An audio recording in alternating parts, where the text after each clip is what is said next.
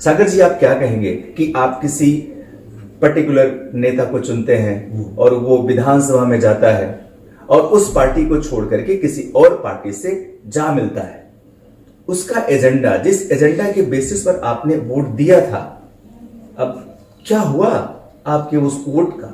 Correct, आपका point एकदम valid है। और ये तो मैं बताऊंगा कि ये जो हो रहा है आज की तारीख में, ये जो मतदाता है, जो मेरे जैसा मतदाता है, उसके लिए एक घोर निराशा है।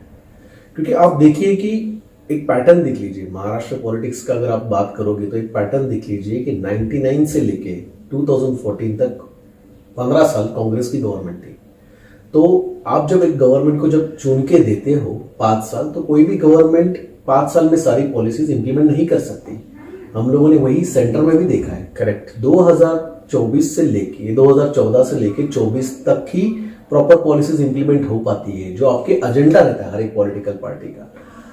ऐसा नहीं हो सकता कि आपने बस 5 साल इनको चलाने के लिए दे दी, अगले 5 साल कोई और तोड़ मरोड़ के सरकार बना लिया। वैसे नहीं होता, क्योंकि हर एक जो सरकार बनती है 5 साल के लिए, उसका एक एजेंडा होता है कि क्या पॉलिसीज उसको इंप्लीमेंट करनी होती है और 5 साल के आगे जाती है। अगर आप वही गवर्नमेंट को कंटिन्यू करते हो तो ही वो हो पाता है। जैसे कि एग्जांपल देता हूँ कि 2014 में जब बीजेपी शिवसेना की जो गवर्नमेंट आई, तो उन्होंने काफी सारे अच्छे प्रोजेक्ट्स चालू किए, मेट्रो के प्रोजेक्ट्स, जो जरूरत थी, सब जगह जरूरत थी। हर एक मेट्रो, नॉन मेट्रो सिटीज में मेट्रो ट्रेन होना जरूरत थी। बट उसके बाद में क्या हुआ कि 2019 में दूसरी गवर्नमेंट आ गई। जैसे ही दूसरी गवर्नमेंट आ गई, उन्होंने काफी सारे प्रोजेक्ट्स को फंडिंग देना बंद कर दिया या डिले पे डाल दिया। बट लॉस कहाँ पे हुआ? लॉस किसी पॉलिटिकल पार्टी का नहीं हुआ, वो आम आदमी का लॉस है, बिकॉज उसको वो फैसिलिटीज नहीं मिल रही जो मिलनी चाहिए थी। बिल्कुल। आज की तारीख में अगर आप आम आदमी की बात करोगे, जो मेरे जैसा है, जो मिडिल क्लास है, मैं टैक्स भरता हूँ, मेरे सैलरी में से टैक्स भरता हूँ।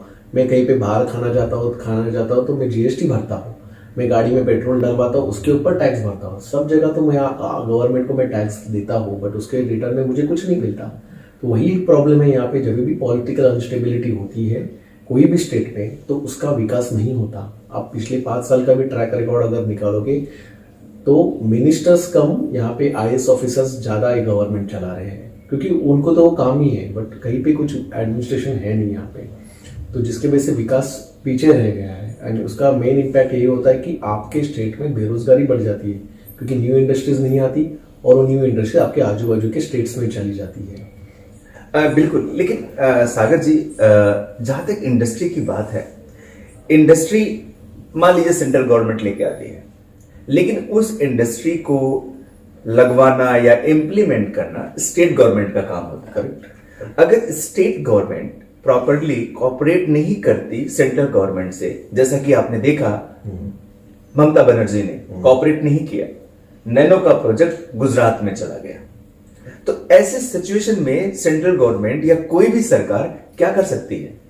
ये करेक्ट है। तो वो वही होना चाहिए वहां पे, कि मैं वही बता रहा हूँ आपको कि आइडियल वे वही होना चाहिए कि जो सेंटर में है, में मोस्टली वो स्टेट में भी वही पॉलिटिकल पार्टी अगर काम करे तो बेटर रहता है, बिकॉज दोनों भी एक दूसरे के अलाइनमेंट में काम करते हैं।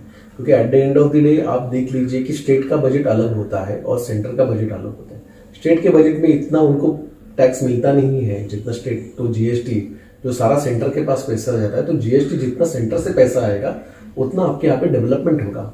अब वो जो आप प्लांट की जो बात कर रहे थे, आई एम नॉट श्योर कि वहां पे क्या डिस्प्यूट्स थे, but yes that was a major loss for the Tata company, क्योंकि उनको पूरा का पूरा प्लांट जो सेटअप हो गया था वो दूसरी जगह पे शिफ्ट करना पड़ा।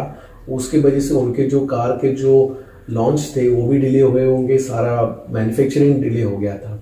एट द सेम टाइम आप ये भी देख लीजिए कि वो अगर प्लांट वहां पे उस टाइम पे अगर वेस्ट बंगाल में बन जाता तो वहां पे कितना रोजगार मिलता।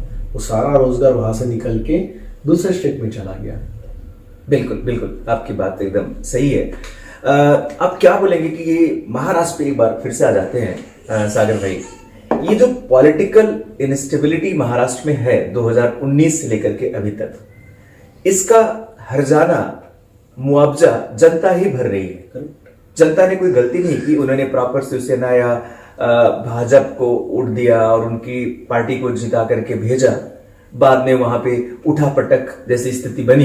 इस विषय में आप जैसे एक आम आदमी और एक राजनीतिक एनालिस्ट का क्या विचार है? आपके पॉइंट से मैं सहमत हूं।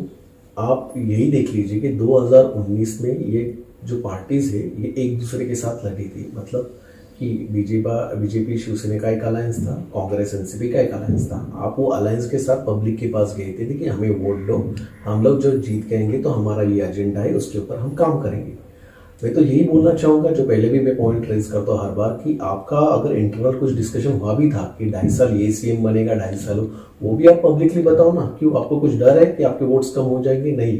तो आपने अगर एज अ बीजेपी शिवसेना बोल के अगर आपने पब्लिक से वोट किए थे, और जब गवर्नमेंट फॉर्म करते तो कोई तो और 2 पार्टीज को लेके फॉर्म करते हो, तो ये तो घोर निराशा है। बिल्कुल। जबकि बीजेपी के पास 105 सीट थी, he was the highest party, फिर भी आपने उसको सरकार बनाने का मौका नहीं दिया।